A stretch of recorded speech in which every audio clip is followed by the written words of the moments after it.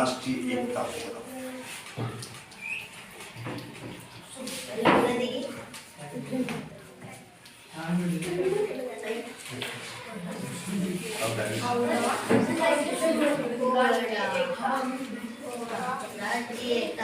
बेटा, राष्ट्र न तो कोई भूमि का टुकड़ा होता है जिस पर किसी वस्तु का निर्माण किया जा सके, बल्कि राष्ट्र को एक अपने आप में एक इमोशनल अटैचमेंट है जिसे हम क्या कहते हैं, राष्ट्र।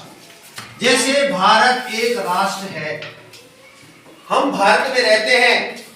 कल्पना कीजिए आप में से कोई बालक लंदन गया, अमेरिका गया, तो वहां पर पूछेंगे, इंडियन मिल गए आपको, आप कहाँ के हैं? आप बोलेंगे भारत। भारत में कहाँ के हैं? तो राजस्थान के। तो कहने का मतलब राष्ट्र निर्माण अपने आप में क्या है, इमोशनल अटैचमेंट है। जैसे भगवान के प्रति है वैसे ही हमारा राष्ट्र के प्रति भी होना चाहिए कि भारत एक संप्रभु राष्ट्र है। भारत एक संप्रभु राष्ट्र है, ऐसा हमारे भारतीय संविधान में कहा गया है। एक निश्चित भूभाग के कण कण को जोड़ती है राष्ट्रवाद की भावना, क्योंकि भारत देश में अनवरत निर्माण और विकास हुआ है भूभाग पर। अब देखिए, अब आता है राष्ट्रीय एकता।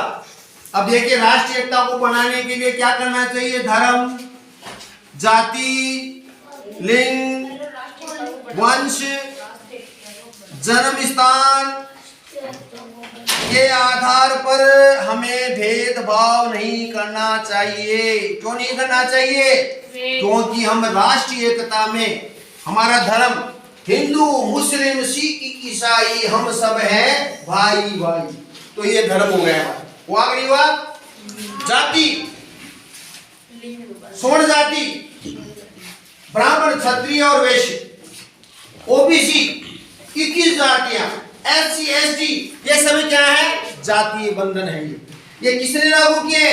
ये हमारी सरकार ने लागू, भगवान ने सबको एक ही बनाया है। लिंग मेल और फीमेल, और इसके साथ में क्या होते हैं? नर है न मादा है, आधा आधा है, जिसे हम क्या कहते हैं? किन्नर कहते हैं। अच्छा, एक वंश, हम भारतवासी हैं, ये हमारा क्या हो गया? वंश हो गया। फिर क्या है? जन्म स्थान के आधार पर आप भारत में पैदा हुए, आप भारत के सीकर जिले में पैदा हुए, आप जयपुर जिले में हुए। ये प्रकार की जो राष्ट्रीय एकता को बढ़ावा देने के लिए हमें क्या करना चाहिए? इन सभी चीजों का महत्व नहीं होना चाहिए, पहचान होनी चाहिए भाई भारतवासी। तो हमारे स्वतंत्रता प्राप्ति के बाद राष्ट्र निर्माण के लिए हमारे सरकारों ने कई प्रकार के कार्य किए हैं।